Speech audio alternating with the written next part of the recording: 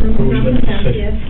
Either of those chairs. I thought he was coming with you, so guess not. I'm Alex. I'm one of the detectives on the case.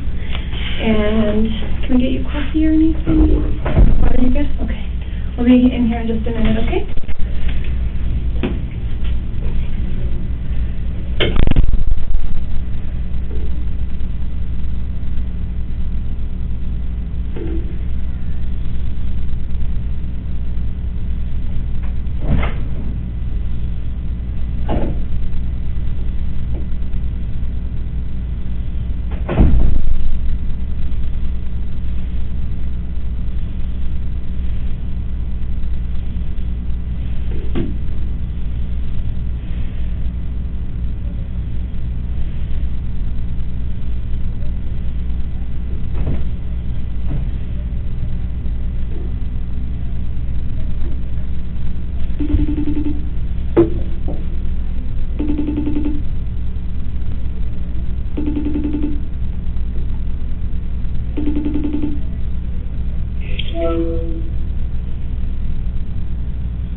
Can you hear me?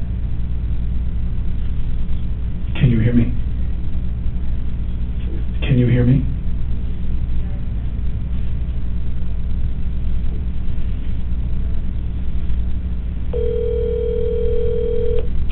Hey. I'm at the police station, the sheriff's, and they're about to interview me. How is everyone at home? How are the kids? The kids are great. The kids are great. Did you, hold on a second, please. Did you tell Carmen what's going on? No, I didn't. Okay.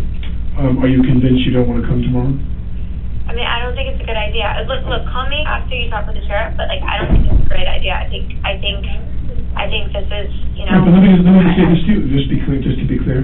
They're going to make me stay here tomorrow anyway, to talk to my insurance investigators. This is really... I'll talk to you more, but I'm just saying... I'm so sorry. You must have such, like, you must be so traumatized. No, what I am is someone who, I don't want to do this for a living anymore, I don't want to be a public person. And, you know, I'm the one holding the gun in my hand that everybody was supposed to have taken care of. They always hand me a cold gun. Where are you now? I'm meeting with Michelle right now. Michelle who? And where are you? I'm at her apartment. Okay, all right, I'll call you back when I'm done, okay?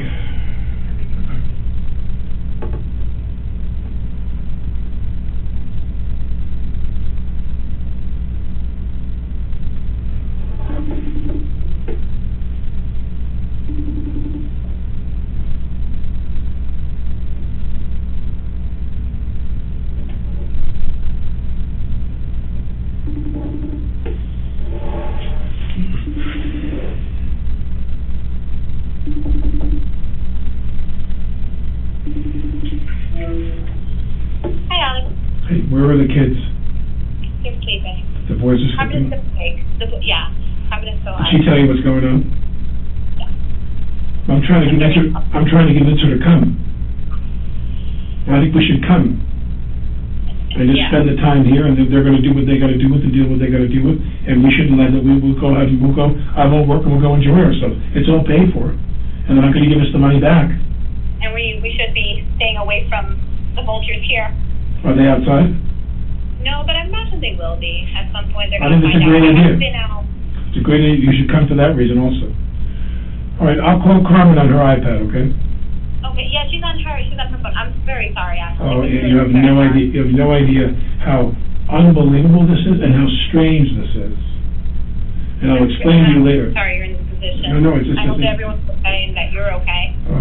I'll call you back. Thank you. Bye-bye.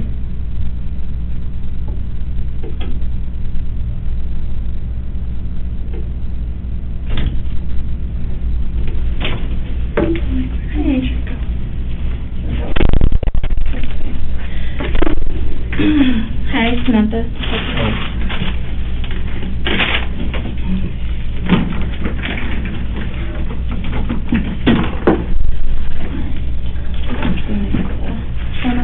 So, while you're here, for this incident that was unfortunate earlier, copy page. Yeah.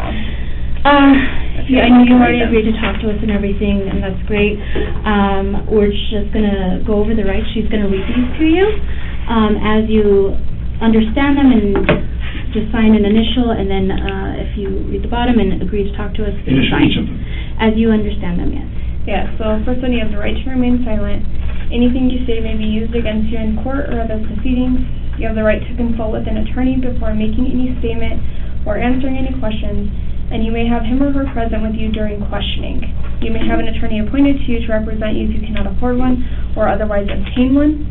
If you decide to answer any questions now with or without a lawyer, you have the right to stop questioning at any time or to stop questioning for the purpose of consulting a lawyer. So my only question is, am I being charged with something?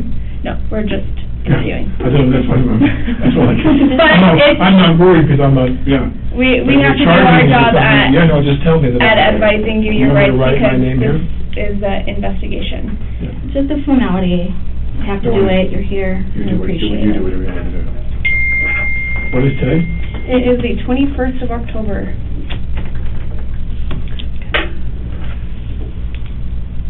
Oh. Long day? Well, what's interesting, not to digress on some commentary here, is that we've done this for 2 weeks and we did it the right way every day. Every day.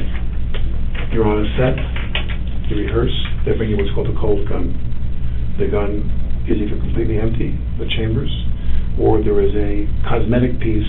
So, for example, if you're the camera, and this is going to sound silly and specific, but if I'm pointing a gun close to the camera, you want to see into the cylinder that there's material in there, cosmetic material. So those rounds are cosmetic rounds. Right. They put them in, and you rehearse, or even in a shot when you don't fire.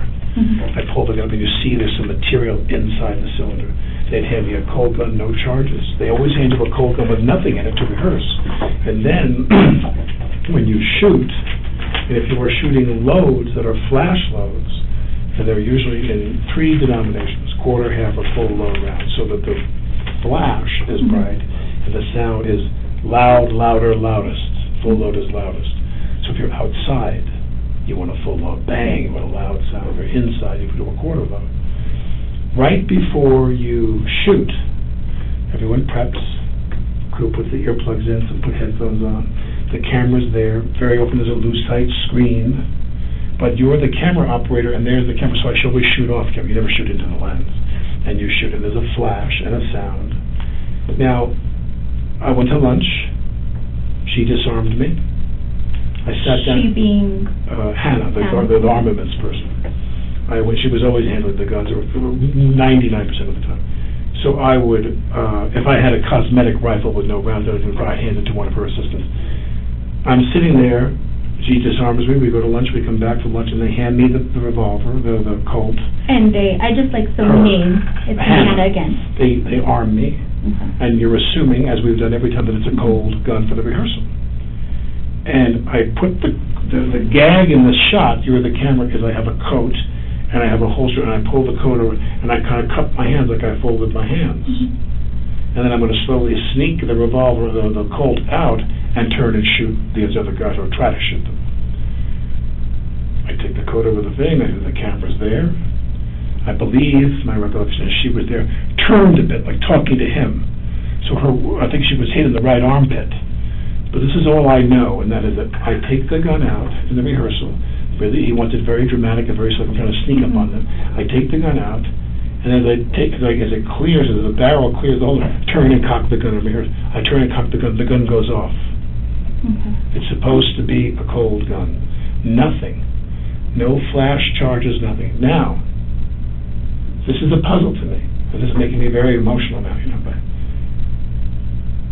in my time, and I'm older now, but when I was younger and I was shooting guns in films, I've never seen a theatrical flash round where the material went through someone's armpit, came out their body, and hit somebody else in the shoulder. Yeah. I'm wondering if your department is prepared to go find out what comes out of his shoulder surgically. Is that a live round? That's what we are actually looking Is at. that a lot? Because it doesn't make any sense otherwise. Yeah. It hits her in the armpit, comes out her shoulder, goes into his shoulder, and he just told me on the phone, I talked to Joel. He said, they showed me the x-ray, and the shape of the thing in my shoulder is the shape of a bullet.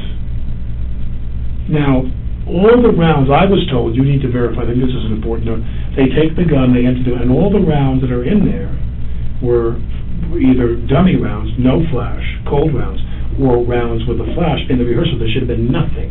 It should have been a cold gun with no rounds inside or dummy rounds, cosmetic rounds. No flash. I take the gun out slowly, I cock the pistol, bang, it goes off, she hits the ground, she goes down. He goes down, screaming. He's like, Jesus Christ, and I'm going.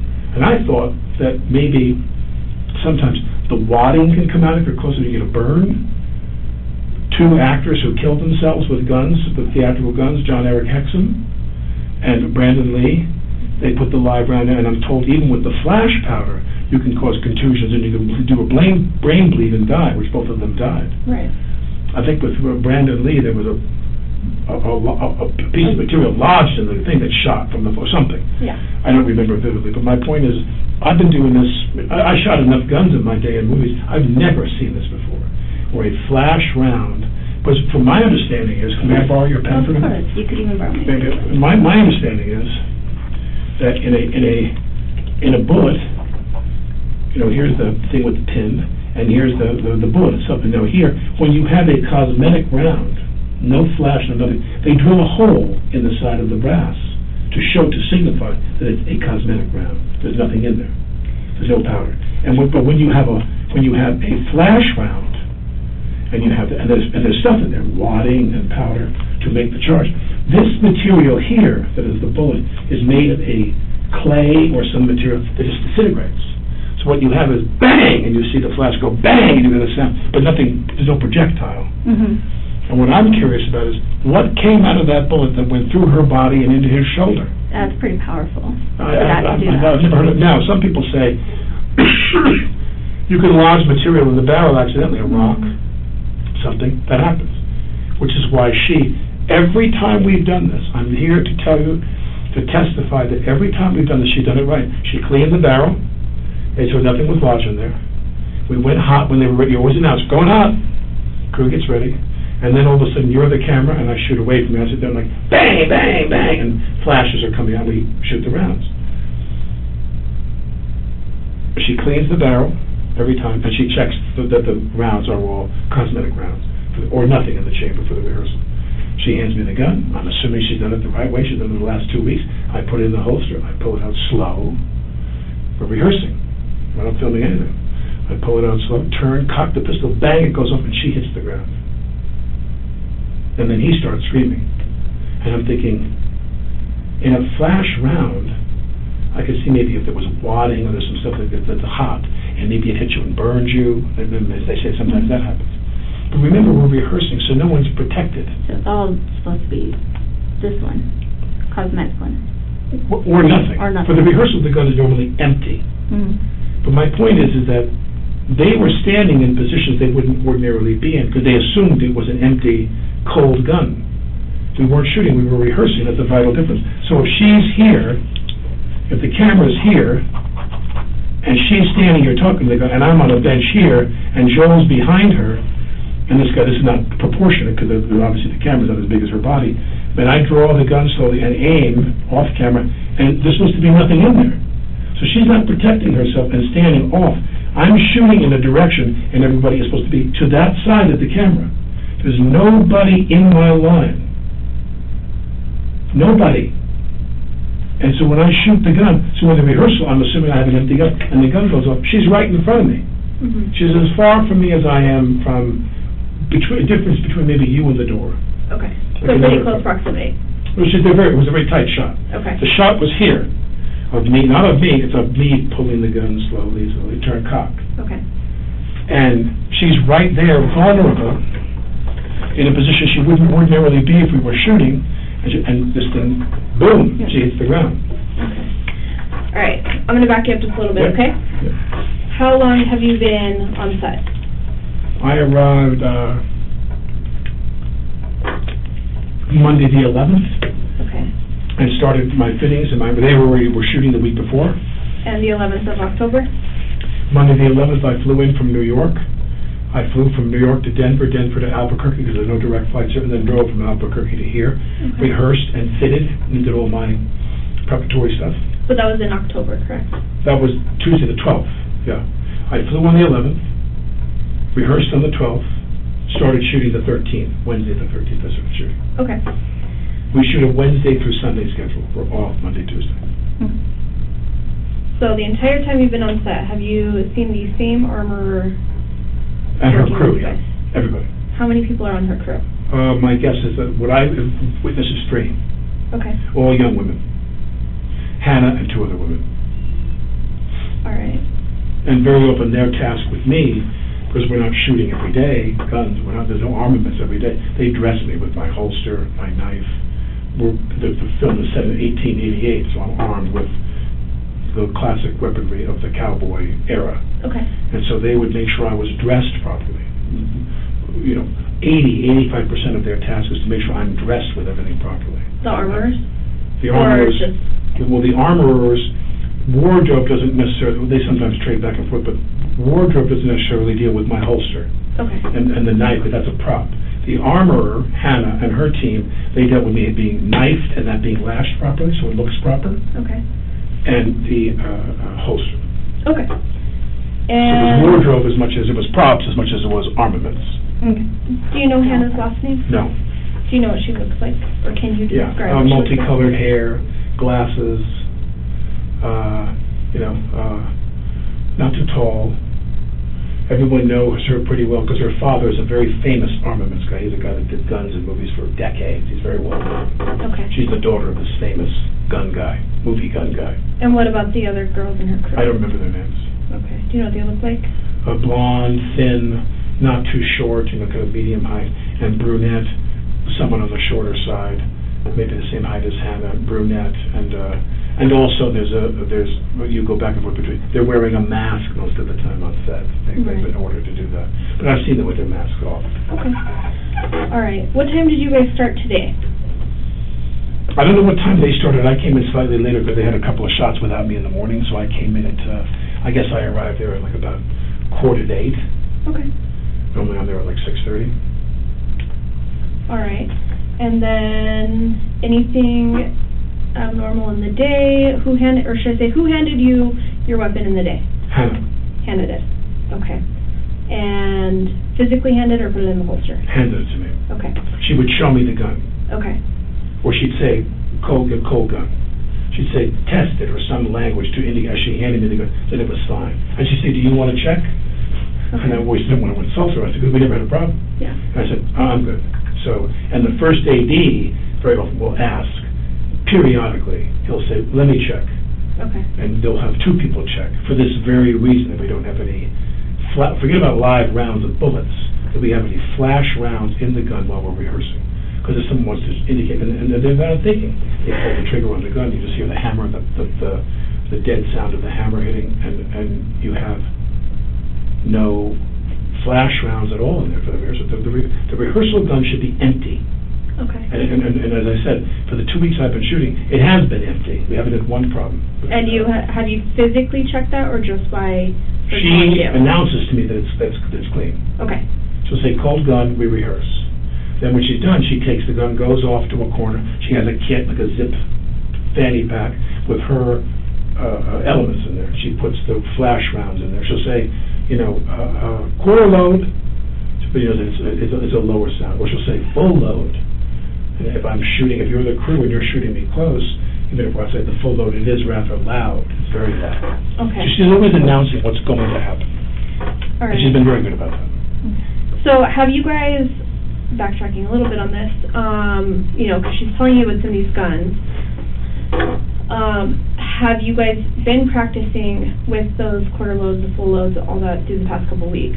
Or have you shot with them? I came in on Tuesday, that's what I did Tuesday, Okay. the 12th. I came to the ranch, rode the horse, I just got used to that, and because they have a double who really rides in the distance up really fast, and all the athleticism you see me on the horse, and they cut to a watch and another guy riding was a little horseman. Okay. You have quite a crew of them. So today was not the first day that... No, I shot on Tuesday the 12th with the Henry, the lever, arm action lever, the lever action rifle, Okay. and the pistol. I just shot both. Okay. And... But she was there. All right, moving back forward. What time did you guys break for lunch today? Usually, I think today was the day we broke at 12:30. Okay. And who took the weapon at that time? Hannah. Physically took it? Always from you? does. Rarely do the other ladies, the two other women, handle the pistol that's live shooting in the scene.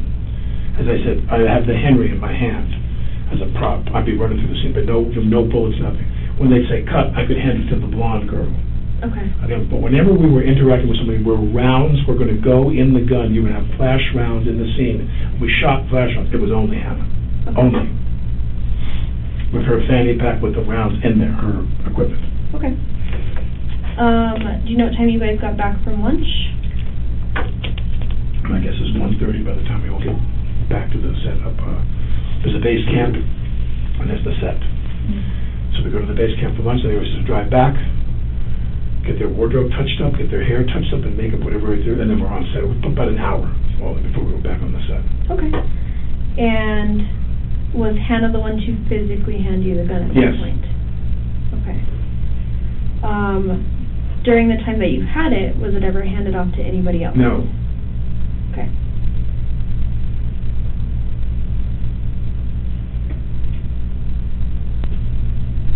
Did you see where she got the gun from? No. Okay. She has a station somewhere with all her stuff. Okay. The elements and a gun and a couple different guns. Guns for the other actresses. She handles all the guns. Is anybody else allowed in that area? I don't know, but I know that on this, I've never seen anything that was out of the ordinary. She had like sometimes they have a cart, like almost like you would use in like a hospital catering, you know, there's like a big plastic tray, a dark plastic tray, two levels and wheels. I think that's what she has, but many of the departments have that, and on that tray would be her, or something like that. I don't recall what exactly hers was, but they have a station that they bring to the set for her to put all of her stuff, and if the weather is cooperative, and sometimes they put it under a tent if it looks like it might rain and rain and damage the property. But she has a little place she would go to, and I think she has a truck where she stores it. When they wrap, everything goes into a truck and she takes off with it. It's her responsibility to secure the prop weapons. Everything's there. Which are real guns. They're real guns. Can you actually describe the gun to me? It's a Colt, a period Colt. In our emails back and forth when we were prepping the film, she showed me just a couple different styles of guns. This is not a big budget movie, so we didn't have a lot of choices. She showed you 3 or 4 choices. I said, give me the biggest gun you've got. Okay. And so I didn't. She showed me different guns by email and different knives by email. Cruder knives that were made like someone fashioned the handle out of like elkhorn or things. I took a traditional knife, a leather strap, a handle. We went back and forth about the holster and the material, and we just had a relatively brief conversation. I'm having made a lot of movies, I know how not to stress them out about the budget. When she shows me something, I try to make that work. And so she showed me, I said, just give me the big Colt. We were done. And then on that Tuesday, the 12th, I came and shot that gun. Okay. What color is it? I believe it's a brown handle, because she showed me 2 of the larger Colts. One had a cherry-colored handle, and one had a brown handle, and I chose the brown handle. You didn't want the cherry. I could show you my emails in my phone. I didn't want the cherry. It was too shiny. Ah, okay. My character's a little bit in the retirement side of his career, so. He's a retired bank robber. I'd say out in the Wild West cherry. You need the gun to match. Well, you always have people in films, I mean, they go to extensive, you wouldn't believe some films if they have the budget, the details you go into. Of all the things you wear, jewelry, hats, watches, guns, cars. I mean, people sit down. I mean, I've made a lot of films, and the films that had bigger budgets, you could spend a whole week going to rehearsal, reading with the director. The writer goes and rewrites. They listen to how the dialogue sounds. And then once you're done rehearsing the text with the director, the producers, and the writer, when you're done reading, they'll go make amendments. When they hear it come out of your mouth, they go, let's change that line. The way Bob says that, and then they go, then you go right to wardrobe, props. You go do a lot of stuff. Okay. All right, so you get back from lunch, get ready, she hands you the gun. Was this inside or outside? We're inside the church set. And was it the first rehearsal that the incident happened? Yeah, I believe so, because we talked about, as we were going to lunch, we're always talking about what's next. Okay. So as we were rehearsing scenes, he said, now I want to do a scene where we've done other shots before lunch. He said, when we come back from lunch, we'll do this. And he said, wait, pull out, show me. Because I was showing you what I thought was the best angle to see the glint of the gun under my coat. Because you want the scene to work, the shot to work. So where the holster's here, if the gun is here, my coat comes around, and I held my hand like it was like I was just cupping my hands, like I was just resting. Okay. And I showed him in the rehearsal. So when we came back after lunch, we rehearsed for the camera, and I took the gun. I'm showing him. I'm going to go like this, like this, like this. Cock and turn. Bang! It went off. The first time. Okay. So it was your. It was the very first time that we were shooting that shot, that we were rehearsing for that shot. Okay. That camera shot. And you may, if you don't know this, did you happen to see? So obviously you guys left from your upper shooting area to go have lunch, or did you eat lunch up there? No, we always go back to the base camp for lunch. Okay. For the stage. Did the armorers, or did you see the armorers go down? No. No. Nor would I. Okay. Well, once they're gone, I'm gone. Okay. Do people stay up on set, or does everybody go down? Well, there are many people who will forego lunch. Okay. I take that back, not many. There are some who will forego lunch because they have work to do. Okay. Someone will hold them a plate. Someone they'll bring their own lunch. Many people, they make sacrifices because of their pride for their department. Mm-hmm. They may sit there and say, I think I need to paint that wall and touch up that wall. I think I need to distress those boots. They all have work to do. Mm-hmm. And very often, a small number of people will stay up top while we drive down from the set to the base camp. The caterer is there in need, but maybe a modest number of people stay up there. Okay. All right. And then I just want to clarify, really, I know you were drawing something. All right. So when you had pulled out the gun, obviously you were not at the cameraman, but you had identified there were two people there. Can you tell me who those people were? My recollection is that the operator was there. He's a Steadicam operator. Okay. He's a man who, there's either a camera on sticks that's stationary, or there's a man who operates the Steadicam that moves. The camera operator was there behind the camera, and she was to his right. And who is she? That's the one I'm asking. Halyna, the cinematographer. Okay. The camera director. And she was right next to the cameraman. She was to his right, to my left. And who was behind her? Joel. And he is? The director of the movie. Okay.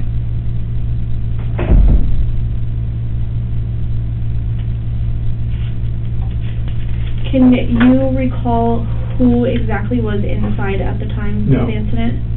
Or anyone else? Dave Halls, Okay. the first AD. He's in charge of the crew. The first assistant director is the man who's like the foreman of the set. He's in charge of all the grips, all the crew. Okay. Electric, cable. Do you know his name? Dave Halls. Okay, let's do that. Dave Halls is always there. Halyna, Joel, me, the operator, an assistant camera person, the script supervisor, a woman who sits in the corner in some strategic position to take notes on all the action of the take so you can match. If one day you're doing a scene, you sit there and go, what is your first name? Samantha. So they're like, Samantha, you know, it's really important that you and I get together and talk about that case.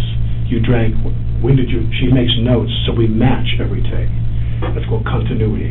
That woman who does continuity, she's always there watching. She was in the room. Okay. She's an older woman, like in her 60s, maybe with,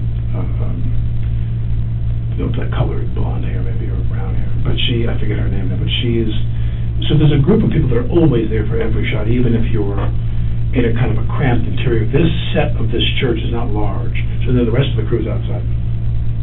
In that side was a limited number of people, maybe 8, 9, I don't remember. But I know that every time they do a shot, those people are always on the set. Camera, assistant camera, cinematographer, director, first AD, script. Okay. So not too many. Very few. Do you think that any part of this incident that occurred was intentional? Well, I can only say this, which is, and it was, to me, to place a bullet and position a bullet that is a live round, to make sure that that bullet is in the chamber, if I were to squeeze the trigger in a rehearsal, that bullet came out, someone has to have extraordinary access to that weaponry to do that. I can't imagine somebody walked around with a round that was a .45 caliber round. So you see, other people on the set were speculating that if it was a .45 caliber round, she'd be dead. It would have blown a big hole in her. And so we're wondering, was the projectile that went in her some foreign material stuck, and it was an accident, it was a flash round, and something came out of the barrel. They didn't check. They always check.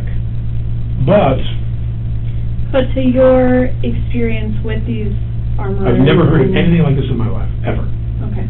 I've never heard of a projectile coming out of a prop gun that went through a person's body, regardless of her being a smaller woman. That the bullet went in here, I'm told, went in here, came out here, her shoulder or whatever, and went into his body. I've never heard of that in my life. I don't know of any projectile in a gun, in a flash prop gun, that could accomplish that.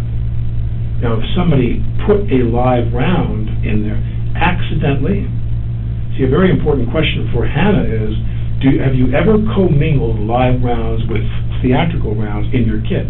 Because they're forbidden to do that. Mm-hmm.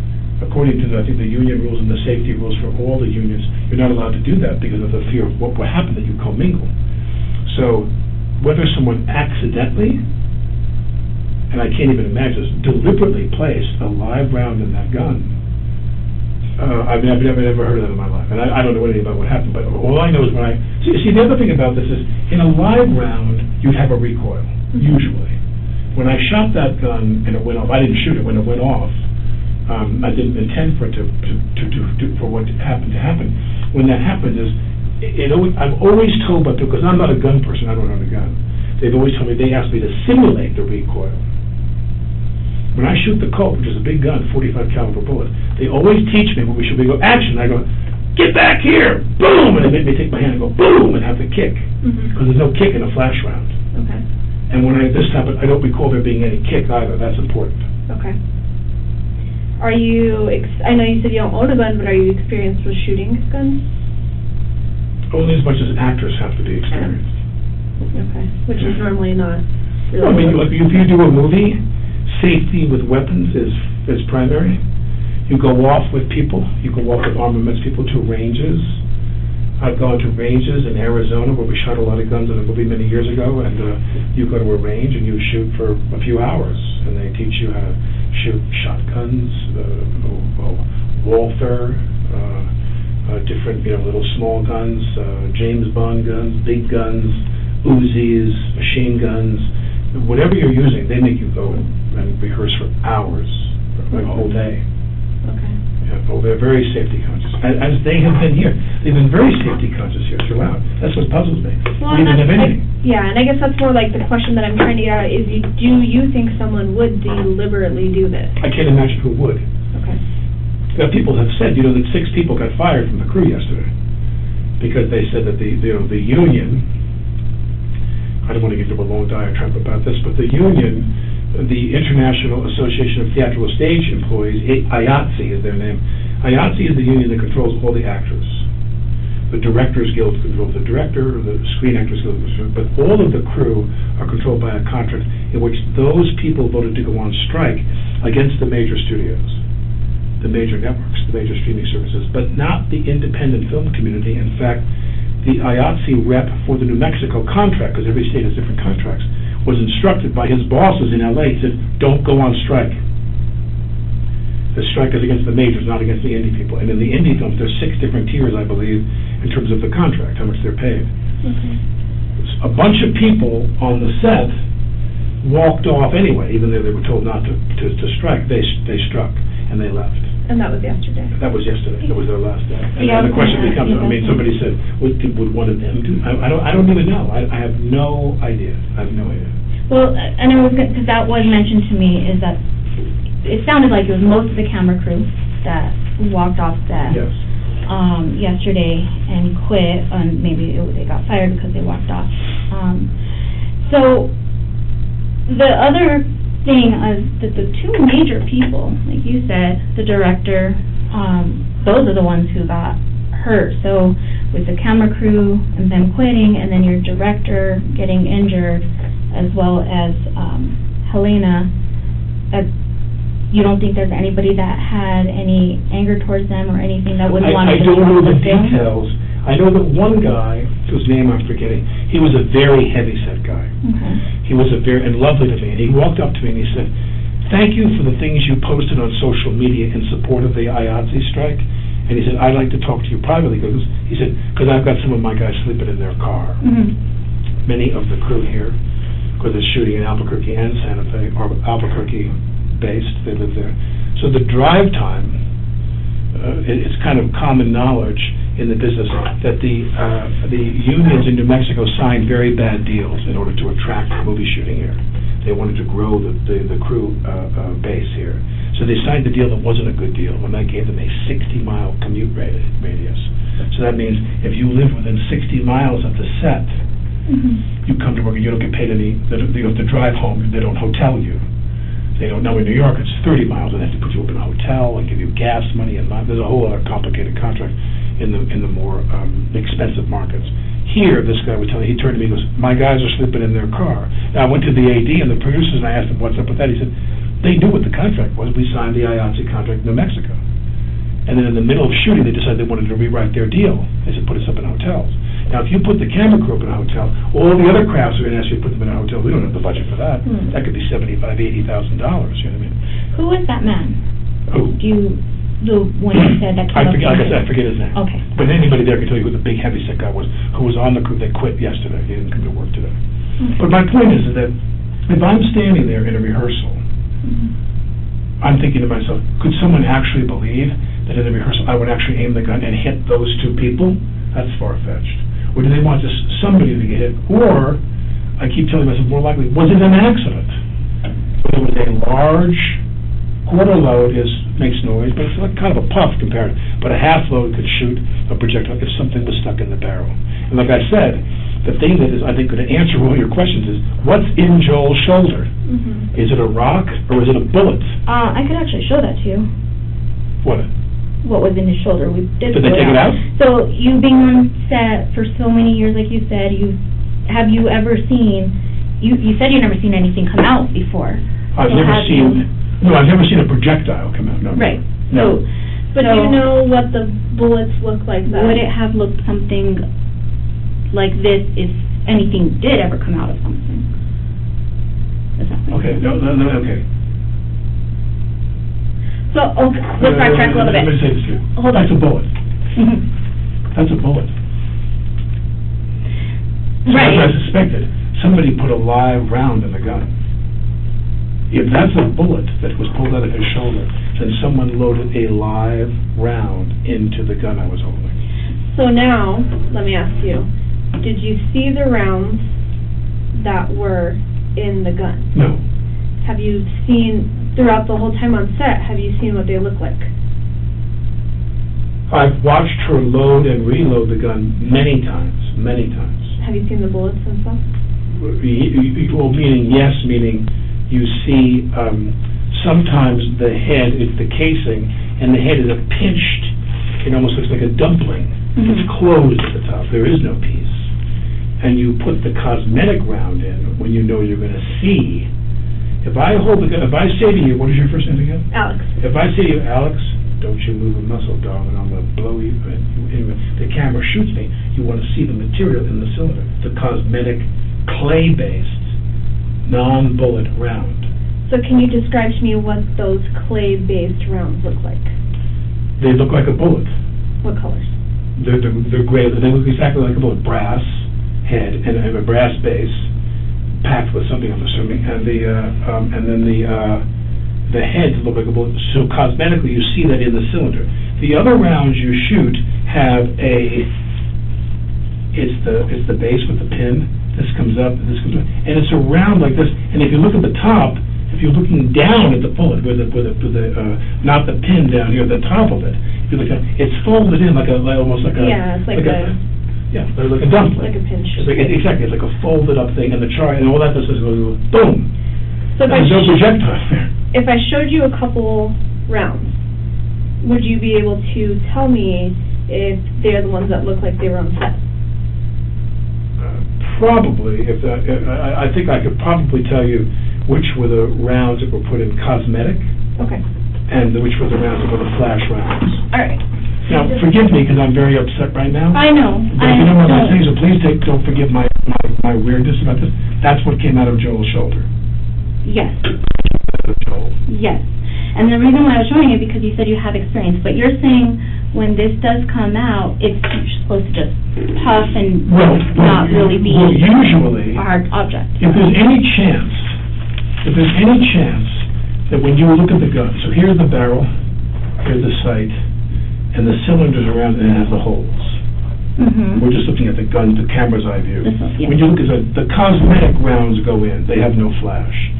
But if you want to have cosmetic rounds that flash, if you want me to hold the gun, you see the bullets, and I shoot, that material is often a clay or, fabricated material that just disintegrates, just turns to powder. And the round that you put that you don't see, you're not seeing down the barrel, you're shooting, those are the flash rounds, which have the top that looks like it's like folded kind of things like this, where it looks like someone's packed it and closed it. But specifically today was supposed to be either empty or the ones that don't even make anything.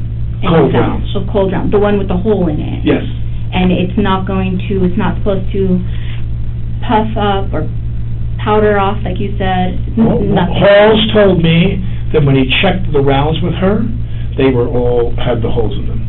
And sometimes he told me, when I wasn't familiar with this, they'll take the round, and if it's a cold round, it'll have the holes, and inside will be BBs, and you shake it. Yeah. When you shake the BB, it's an acoustic thing to tell you that's a cold round. Okay, and that's what... Inside this base is stuff that rattles, little BBs that rattle. So you pick your gun, that's a cold round, that goes in the gun. Okay, and that's what you were supposed to have today. I was supposed to have an empty gun. Empty? Or when we shot, for the rehearsal, empty.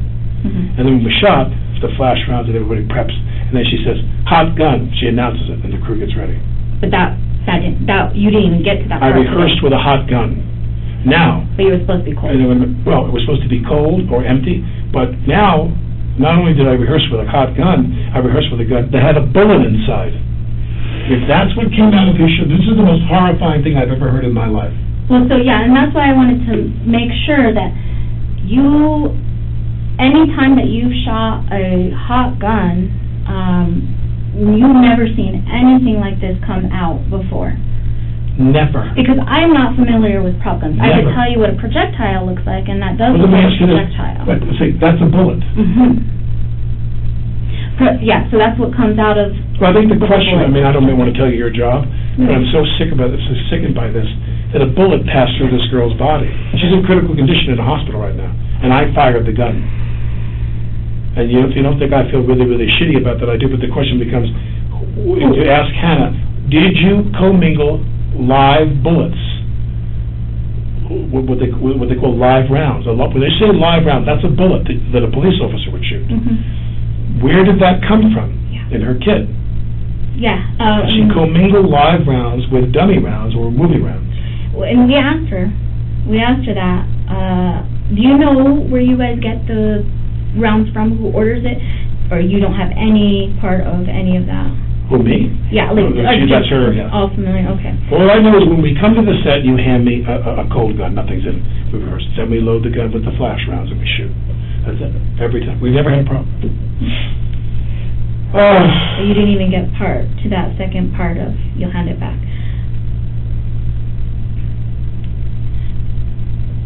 I do want to ask you about Dave Hall.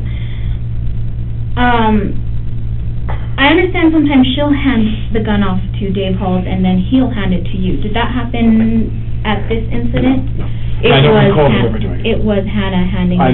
I recall that when we would stop the scene, if we finished the scene, Halls is someone who is assumed by his position to be authorized to do nearly everything. Mm-hmm. So if I was doing a scene with you and we finished the scene, we finished your angle and we were going to turn around and shoot my angle, when they say turning around, that means it's time to go to the bathroom, go get a bottle of water, go get a coffee, go smoke a cigarette. We have a break. And if I was going to go to the bathroom, I'd hand Halls the gun to give to her. I would only hand it to her, or if she wasn't around, if she was away because she'd be at the shop, they clearly hand Halls the gun, they give it to her. Give this to Hannah. So sometimes you would hand the gun to Halls, but you never, he never handed the gun to you? No. Okay. No, So never. you would hand it to him? I'd with pass the it gun? off to him if she was not on site, and I was gonna run to use the bathroom, I was gonna buy it, but that's very typical. Halls is empowered and authorized to hand him the weapon. He's the only other person to hand the weapon after we were done. After we were done. Whether it was a cold gun with no things, or flash rounds, I'd say, hot gun, hand it to him, or usually not. Because usually it was a hot gun. If it was a hot gun we were to shoot, she'd be right nearby. Okay. If I hit, because other times we have rubber guns, we have fake guns, yeah. And specifically, right before this incident, Hannah handed you the gun and said, cold. It wasn't Dave. I don't be cold, no, Hannah handed me the gun. Okay, it wasn't anybody else but Hannah? No, Hannah handed me the gun. And she specifically said? I believe she said cold, I don't recall exactly. Where, so this is I'm not that great of a drawer, but this is the church, this is the front where You enter here. Yeah. cross is. Where did she hand the gun to you? Inside where Oh, yes, because I was seated. You were In other words, this is a scene in the church where you come in and there's a lot of disarray. There's benches tipped over, and here was one bench that was upright and sturdy. Some of the other benches are prop benches, so they can smash easily with explosives. You want the gunfire to have fake benches. They're made of a lighter wood, so they put charges inside. So when you shoot, cinematically, when a guy is shooting a gun and you turn around and see what he's shooting at, you're going to see charges that are buried inside. They put a little material behind, you're going to see boom, boom, boom, see flash. That is a prop bench. There were prop benches around that they were eventually going to put, today we're going to put squibs in to have them blow up, and this was a real bench, a heavy, because if you sat on the prop bench it would break. Mm-hmm. This was a live bench, and I sat here, and the camera was here, and she was here, and Joel was here. She being Halyna? Halyna. Okay, and... I'm here, on the bench, sitting. I'm right here to the right. I'm all the way to one side. They wanted me to go all the way to that side. And the camera guy was here. He's behind. Hannah was here. Joel was here. Where the other people, I believe that the script woman is always in that corner so she can see the actual. And when I shot the gun away from the cameraman, I never aimed the gun at the camera. I turned and I went like this to aim the camera, and she was there, and the gun went off, and she just went right on the ground. What about the armorer, though? Or was she? She's outside. Okay. She hands She you comes the gun. in. She hands me the gun all the time. And then what? If there's any shooting involved in the scene, she always hands me the gun. Never has Dave handed you the gun? Never. Okay. And then she goes back outside? She waits outside because she just can't be there, so they didn't want to see. Sometimes in the scene there's reflections, like, you see. So you only need the necessary crew in there for shooting the camera. Everybody else leaves, and as soon as they say cut, they come running back in. Okay. Real quick before she shows you that, the other thing I wanted to know, and it's probably helpful when she does show you those rounds, have you, in your experience, ever been told that you're not supposed to cock the gun? No. No, you're okay. He wanted me to cock the gun in the scene. Okay. He wanted it as part of the scene. He said, "I'm going to take the gun out, turn, and cock it into to the right, my left, to their right of the lens." In other words, if I'm sitting here and you're the camera, we don't talk about my left. We talk about camera right. Camera right. You only talk about the camera. Camera right is my left. Okay. So if I'll say to you, "Where do you want me to aim the gun?" They'll say, "Camera right." So I'll aim the gun to my left. Okay. So I always aim the gun away, but she was there. And in the rehearsal, he wanted me to pull out the gun and cock the gun. And if you're assuming you have a cold gun, there's no problem. Right. And again, a cold gun I'd had, every time we've used guns in this film the last 2 weeks, we never had one problem. Never. Never. Okay. And maybe we discussed this when I was going, after the gun was shot, who did you hand the gun to? I don't remember. Okay. I don't remember. I made everybody freaked out. Yeah, I think so. Okay. It was one of those two people, Halls.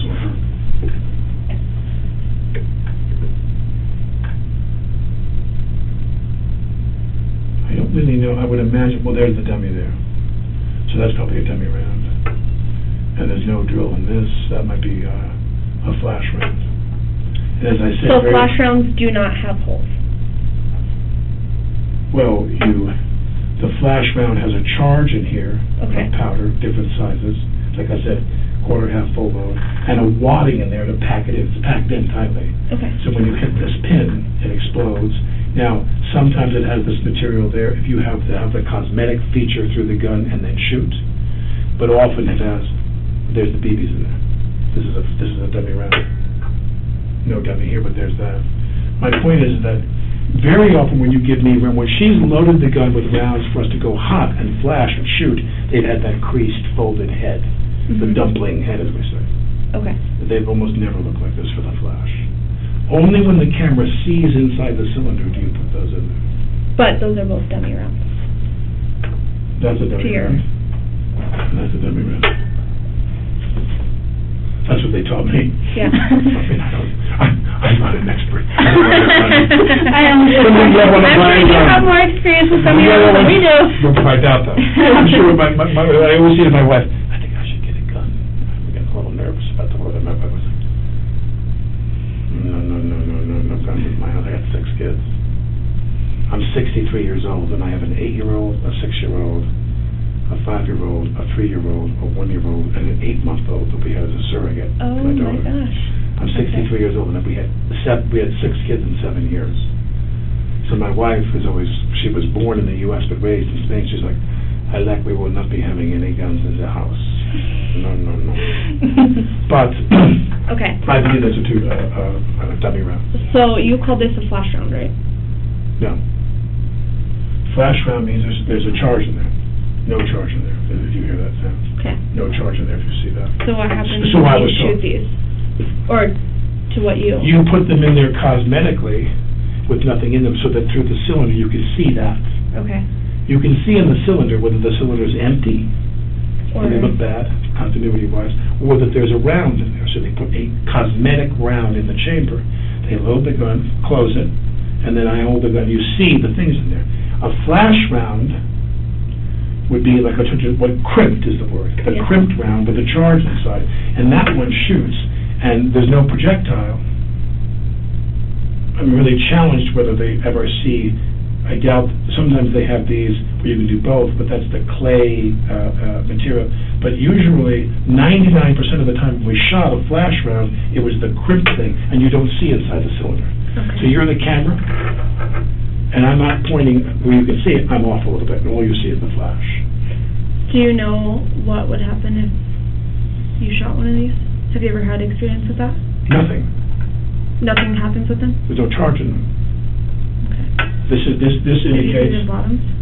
Right, well, sometimes they have the pin to create something. I'm just saying, when I look at this, when I go like this, now, by the way, there could be a charge in there, and that charge and those BBs could come out. I don't know enough about it to know whether this rattling indicates that it's an empty, a cold round. That's obviously a cold round, because that's where the gunpowder would be in here. Mm-hmm. That's a cold round. This, I'm assuming, is a cold round, because they go like this to tell themselves it's a cold round. I believe, please don't take my word for it, Just in your experience. I'm a father of 6 children, pretty much, that's all I do these days. My experience is those are both cold rounds. Okay. And I was told by Halls that when they took the gun away and looked at every round inside the gun was a cold round except the one round was not only a hot round, it was a live round, it was a bullet. If you're telling me that that's what came out of his shoulder, there's something really, really scary going on here. Well, and I think that's what she was Something's trying really to bad. ask, is if any time, well, you said these are cold ones, but the ones that are not cold, the quarter, Right. those, They have the crimped head.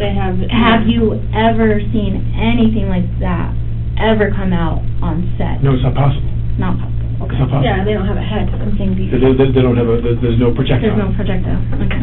So then, and these shouldn't, Somebody put a live bullet in the gun. okay. Because these shouldn't separate or do that either, No. okay. Separate, I mean, no, probably. Like, that shouldn't come out either, if it does. If you did a flash round, that wouldn't be there. Okay. This is a cosmetic round only. Right. I point the gun, that's in the cylinder. When we shoot the gun, 99% of the time, it's a flash round that you don't see the cylinder. You're the camera, and I'm slightly off, so you don't see me on the... I'm sorry, we keep having you explain that, but it's just because there's different rounds. Right. I'm saying this is a cosmetic round, to my knowledge, and if there is, another question for you is there a cosmetic round, is there a flash round that has the head, which I believe they have, where you could shoot into the gun, meaning, if the director wants you to aim the gun at the camera, they put a lucite screen up there, and I shoot the gun at you, you can see the bullets inside there, or they can go to do that with a computer. But if I put the thing toward you and then shoot, they'll have a round that has this on there that'll explode. But again, I've been told that is a clay material or something that just dissolves on explosion. No projectile comes out. On a flash round, it blows up, that you shoot on camera, quarter, half, full. There is no projectile unless some material is stuck in the barrel of the gun. Okay. And I thought for sure what happened was, did they not check if there was a stone or whatever?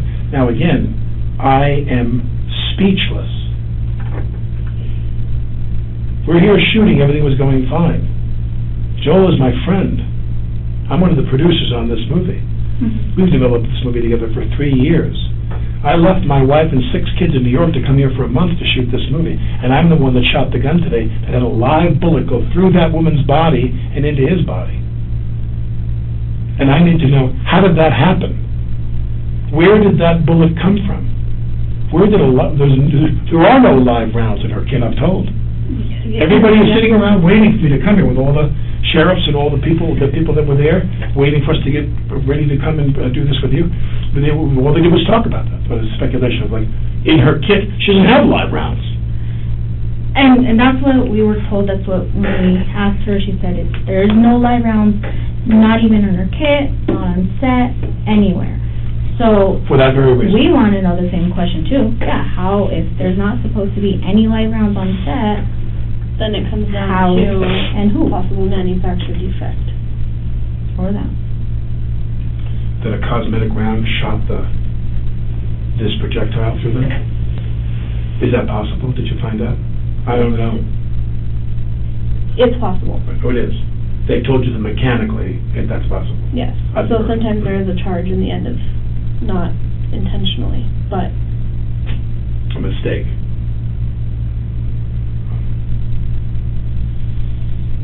Today I sit here, and whether it was a misfiring theatrical round or a live one, I shot this woman with a gun today.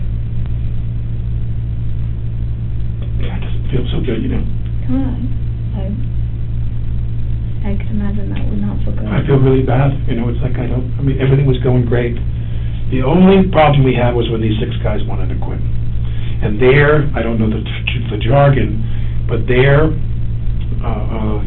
union rep or whatever in the New Mexico contract, different contracts in different states, the person that was in charge of these people and a kind of a pipeline, a lot of shooting going on, a lot of movie for TV work in Albuquerque, Santa Fe. Their head person was told them, don't strike.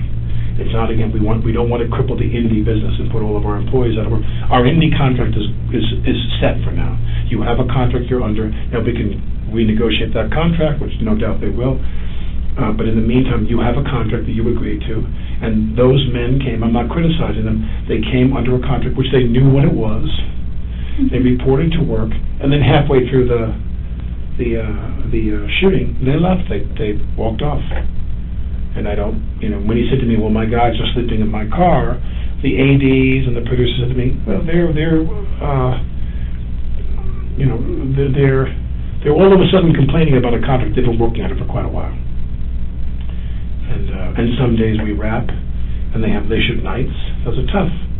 The women, they have to go back to their homes, and maybe Albuquerque and drive an hour. And it's 3 o'clock in the morning, And we try to put the night shooting on the weekend, so when you wake up the following day, you're off. And then some days we wrapped the day before they walked up the job, we wrapped at 5:45 in the afternoon. We had a very reasonable day. A very easy day, 6 o'clock. As I'm driving away with them, and I waved to that guy. The guy said, I want to talk to you, the heavyset guy. Yeah. And I'm leaving. I said, I'll see you tomorrow. And I left, because I want to get home. Right. I want to go call my kids before they go to bed in New York. And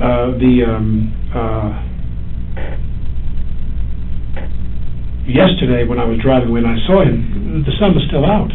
We didn't shoot a day like usually we shoot till we lose the light. That's why we're here, to shoot New Mexico. Yeah.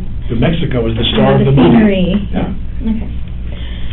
So do you, in your opinion, feel that this could have been an accident? Or do you... I want to believe that, let me ask you this, because I don't know anything about this, because it was such mayhem when this happened. Everybody was sick that this happened, because we didn't know, no one imagined, everyone thought she was hit by wadding or something, got burned. No one presumed she was shot with a bullet, any projectile went through her body. No one even considered that wasn't possible.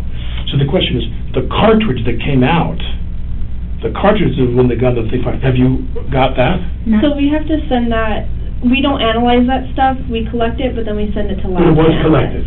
You have it will be. Right. That's all I'm saying, is that to me, I'm wondering, what was that? What was in that? The measure, I don't know anything about that. What are they, what ballistics? How can they measure what was in that? How much of it? And that'll all be done at the lab. Yeah. I don't know. All I knew was the gun went off, she hit the floor, he hit the floor, he started screaming. He was in a lot of pain. She went into shock. She didn't talk. Right. Her eyes are rolling back in her head. And blah, blah, blah. And bad. And everybody starts getting really, and then they start doing CPR, and everybody gets really panicky. And then people start wondering, what, did something, we assumed, because the wadding can burn you, there's material that can come out under that, very rarely, that could burn you.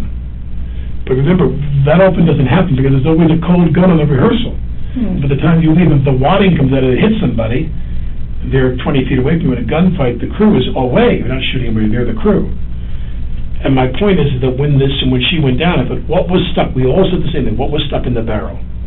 Was something left? They didn't clean the barrel, which they always do, always. And was there a rock or something that went through her body? I didn't know about the passing through her body. I know she was hit.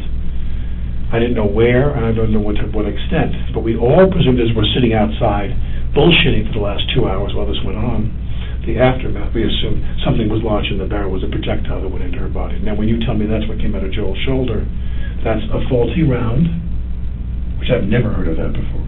Okay. Never. I've never heard of a theatrical flash round that was loaded into a gun that had a projectile that misfired, and that projectile came out that was a lethal round. Normally, if you're going to have a round that has this on it, it's the material that disintegrates when you fire the gun. Because if you take a flash round with gunpowder in it, whether it's a quarter, half, or full load, and you put a real bullet on, that's called a bullet. That's not a movie bullet. That's a bullet. Yeah. How did that happen? I mean, I'm the person that fired the gun. I'm dying to find out how that happened. How did that bullet that caused it end up in her kit? And again, we're not going to know if it was manufacturer issues or someone did bring a live round until it's been tested and we look at the whole casing and projectile of it. So is there anybody on set that you would think want to cause a disturbance in the filming or have any issues with anybody on set, minus what happened, if you don't think... No, in the movie business, there are always some whiny people. Okay. But not so much so that they want to shoot somebody. So nothing... I've never heard of anything like this in my lifetime, ever. I've made 75 movies. So in the past couple of weeks that you've been on set, there's nobody really... There's no one I would imagine would be capable of doing something like this. Nothing that out of the ordinary.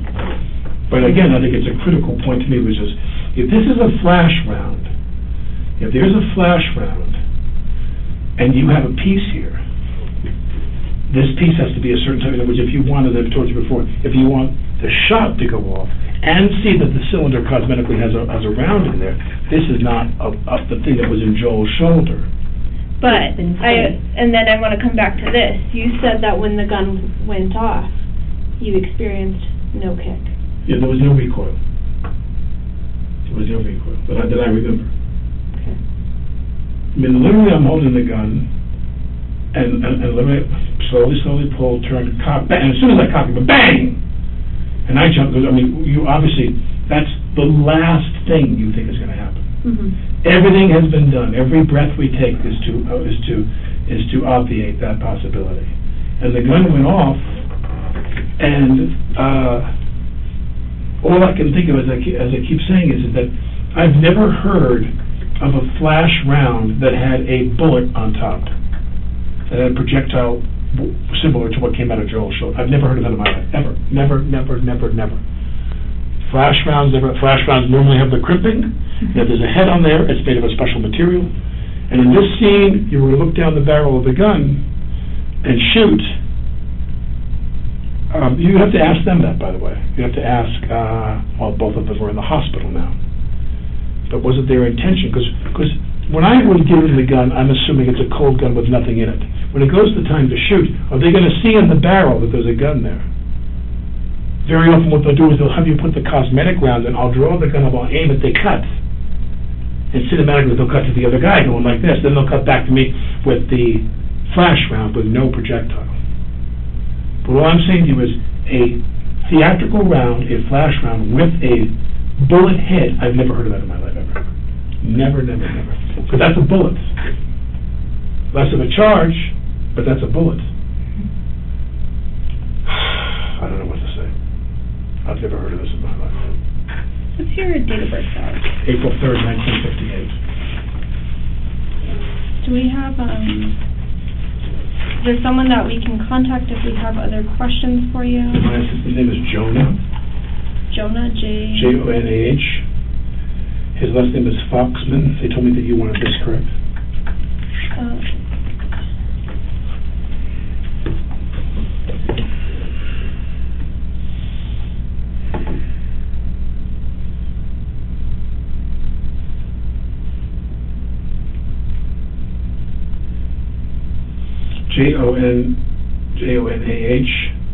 Foxman, Foxman.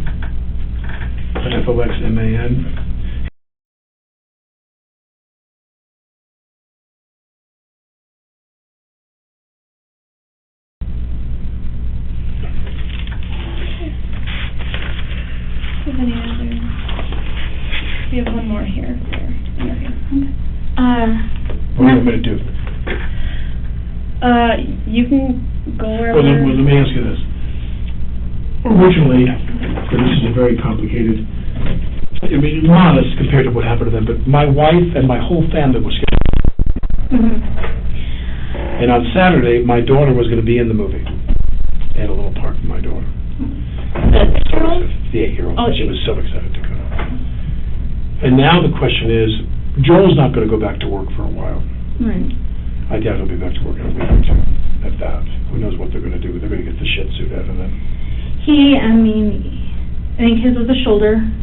He might, I don't know. It's up to him how he feels and stuff on. But I'm sure that there are so many insurance issues for them. There's going to probably be a halt.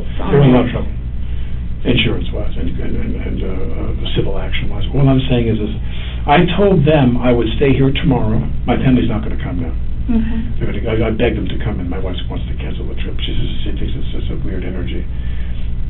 I told the producers that I would stay tomorrow in case anybody else, their insurance investigators, anybody, their lawyers wanted to talk to me. I'll make myself. And then Saturday, I was going to fly home to New York and just wait for them to tell me what to do. Did you need me to stay here beyond Saturday? I will do whatever you tell me to do. Okay, so I think, what we need to do, we're going to go and process the scene. If there's anything else that comes up, and that we need to contact you, you said you'll be here till Saturday? Or you want to fly? Oh, no, as of now, I'm going to stay tomorrow to make myself available to the insurance investigators and their production's attorneys. Yeah. To make myself available. They've told me they're not sure they need to talk to me. I'm going to stay tomorrow and get on a plane Saturday to go home. And God knows when we're going to come back. It might be months. Okay. So we can contact you. Yes, as long as we have this number and he's not going to change it. Right, what I'm trying to say is that I'm going to leave on Saturday unless you tell me not to. You're okay. If you tell me to come back in, I'm going to do whatever you tell me to do. But my wife wanted me to come home. Yeah, so as long as we have a way of contacting you is what we need to do to get a hold of you, okay? But I think unless tomorrow you hear something different from us, because right now we'll interview a couple more people. Tomorrow, I'll come here right away. Okay. Yeah. Tell me what you want. What's your work cell? 490. Or your office, sorry. That one I, don't know. I don't use it. 96. Well, So 2850, 490, 2850 is his work cell. I'll just put.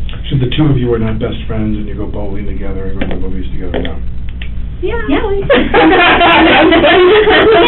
Very, very close and very That's it. So this is my card. I put her name on the back of that one, but my office is How do that you prefer to be first one. contacted? Office? Oh, let me put my, because mine's a different, What's that? yeah, I don't, my desk phone has issues, so I use my work cell phone all the time. And that's usually the best way to get a hold of me. True. And then if I'm not at my desk either. If I don't hear from you otherwise, I mean, I'll come in tomorrow if you Yeah. prefer, but if I don't hear from you otherwise, as of now, I intend to go home on Saturday. So yeah, and that's fine, because right now, we still have other interviews to do, we gotta go to the scene, process it. The processing at the lab might take longer, so you might even not hear from, if And there's you 2 do. years backlogged right now. So, our Would you want to talk to investigation's me go on. remotely? If it comes to it, Just tell me we what will to do. figure it out at that point, but right As of now, my now, wife wants me to come home. as of right now, you better listen to your wife and go home. Don't go there. Okay, are we ready for,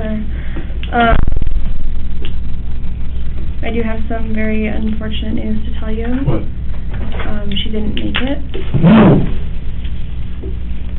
Yeah. So Joel's still at the hospital, but the other person involved didn't make it.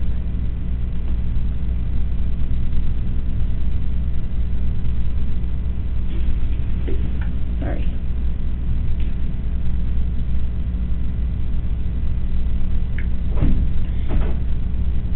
I just didn't want you to hear it outside of here.